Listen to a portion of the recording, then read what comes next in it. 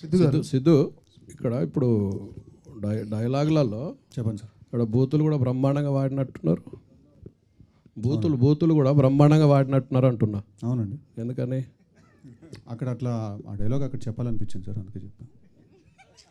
సిద్ధు గారు అంటే జనాలు ఎందుకు యాక్సెప్ట్ చేస్తారు అనుకుంటున్నారు అట్లాంటివన్నీ? అంటే నేను అంత ప్లాన్ ఏం చేయలేదు సార్. అక్కడ హీరో క్యారెక్టర్కి ఆ పాయింట్ ఆఫ్ టైంలో ఎమోషన్కి తను ఇంకా పీక్ క్లైమాక్స్ అది. సో ఆ ఫ్రస్ట్రేషన్లో నుంచి వస్తుందన్నమాట అది.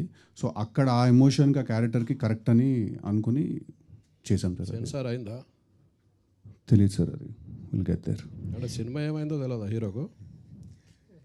సినిమా ఏమైందో కదా, సెన్సార్ అయిందని అడిగారు అంటున్నా. మీరు తెలియదు అంటున్నారు కదా. సెన్సార్ అయిందో లేదో తెలియదు అన్నానండి. హీరోకి తెలియకుండా సెన్సార్ ఎట్లా ఉంటుంది? తెలుస్తుంది కదా హీరోకు. ఓకే సార్, సెన్సార్ అయిందో లేదో చెప్పేద్దాం అన్న. సెన్సార్కి నేను వెళ్ళను కదండి ఆఫీస్కి. కూల్. డ్యూటీ ఎవరిదైనా తెలుస్తుంది కదా అంటున్నా. మీరు అందుకని సారీ సార్, తెలుసుకోండి. Right, okay. Siddhu garu Bhaskar garu, yeah here sir here sir, myself Hemamalini sir. Trailer చాలా చాలా బాగుంది. అయితే లైక్ ఆరెంజ్లో చీమా ఏనుగులు జోకుల దగ్గర నుంచి సిద్ధు గారితో ఇప్పుడు జాక్లో ఒక మంచి ఇంట్రెస్టింగ్ క్యాచీ లైన్స్తో మేము చూసాం. చాలా చాలా బాగుంది మీ ఇద్దరు కాంబినేషన్. బట్ ఈ సినిమాకి వచ్చేసరికి 3 మ్యూజిక్ డైరెక్టర్స్ వర్క్ చేయాలన్న థాట్ ఎవరిది సార్? థాట్ కాదు, సిచ్యువేషన్ అది. అలా అచ్చుతో ఒక సాంగ్ చేసాం, దాని తర్వాత ఒక పాయింట్ సురేష్ గారితో ఒక సాంగ్ చేసాం, అండ్ శామ్సియస్ ఫుల్ ఆర్ఆర్ అంతా తను చేస్తున్నారు. మీరు గమనించారంటే నేను ప్రతి సినిమాకి వేరే వేరే మ్యూజిక్ డైరెక్టర్స్తో చేస్తూ ఉంటాను. నాకు మ్యూజిక్ ఇష్టం, అందరితో చేయాలన్నది ఒకటి ఉంటుంది. ఈసారి ఏంటంటే ఒకేసారి 2-3 కలిసి చేయాల్సిన ఒక ఛాన్స్ దొరికింది. సో హ్యాపీగా ఎండ్ ఆఫ్ ద డే ఏంటంటే ఆ ప్రాసెస్ ఎంజాయ్ చేస్తామా అన్నదే చూస్తాం. సో నాకేంటంటే చూసారు కదా, ఎవ్రీ ఫిలిం వేరే వేరే మ్యూజిక్ డైరెక్టర్స్ ఉంటారు. ఎందుకంటే వాళ్ళ స్టైల్ ఇంకొకరు స్టైల్ అలా వర్క్ చేయాలని ఉంటుంది. సో ఇందులో బట్ ఎవ్రీథింగ్ వర్క్ వెల్ అని చెప్పి ట్రైలర్ చూడంగానే అయితే మాకు అర్థమైంది. All the very best. And Siddhu గారు, సో హాయ్.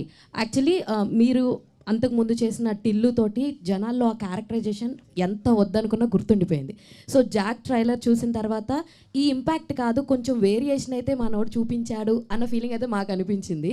సో ట్రైలర్లో చూసినంత లైక్ ఆ జీల్ ఏదైతే ఉందో అది త్రూ అవుట్ సినిమా మీ క్యారెక్టరైజేషన్ అలాగే ఉంటుందా? లైక్ ఆడియన్స్ టిల్లుని మర్చిపోతారా? మర్చిపోతారు లేదో నాకు తెలీదు, బట్ డెఫినెట్లీ జాక్ అనే క్యారెక్టర్కి ఏంటంటే ఫస్ట్ సీన్ నుంచి కూడా అంటే ఇది ప్యూర్లీ భాస్కర్ గారి బ్రెయిన్ చైల్డ్ అండి. జాక్ అనే క్యారెక్టరు ఆయన డైలాగ్స్ వైజ్ దాని వైజ్ నాకు ఫ్రీ హ్యాండ్ ఇచ్చినా కూడా దేని గురించి మాట్లాడుతున్నాం, మనం మాట్లాడినప్పుడు కంటెంట్ ఏంటి, ఆ ఫిలాసఫీ ఏంటి, క్యారెక్టర్కి తను ఆలోచించే పద్ధతి ఏంటి అనేది కంప్లీట్లీ భాస్కర్ గారి బ్రెయిన్ చైల్డ్ అది. నేను ఫస్ట్ ఎక్సైట్ అయింది కూడా దానికే. అంటే ప్రతి విషయాన్ని కూడా వేరే పర్స్పెక్టివ్లో చూసే క్యారెక్టర్ అనమాట అది. సో డెఫినెట్లీ మీకు through the film Jack character అనేది కన్సిస్టెంట్గా ఉంటుందండి.